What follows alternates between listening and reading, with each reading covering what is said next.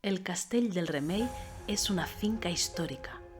Con más de 3.800 años, sus rincones acogen vestigios de la Edad del Bronce, el testimonio de la romanización, la sabiduría árabe, el legado del condado de Urgell, la espiritualidad de los monjes de Poblet, la religiosidad del obispado de Solsona, el tesón de la Casa Girona y la responsabilidad de ser dignos herederos por parte de la actual propiedad.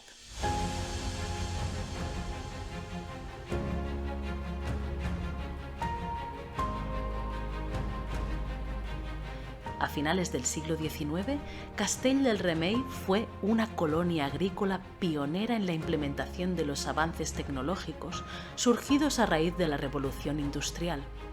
Fue clave en la construcción del Canal de Urgell, una infraestructura estratégica para el país que ha transformado el territorio convirtiéndolo en líder de la producción agrícola.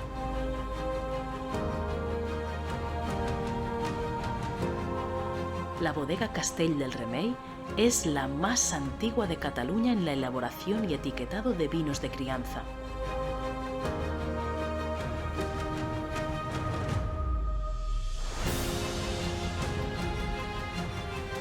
En la actualidad, elabora vinos de prestigio que exporta a más de 40 países de los 5 continentes.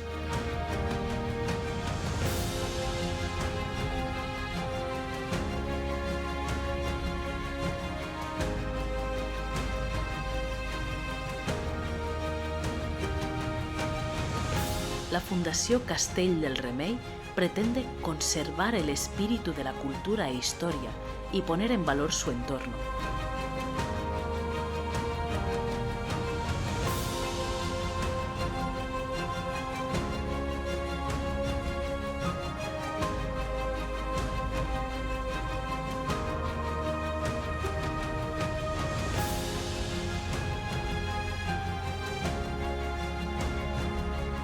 En el Castell del Remei se habla con la naturaleza, se escucha la tierra, se toca y se prueba la uva y se percibe el aroma de las barricas de roble, se admira el arte.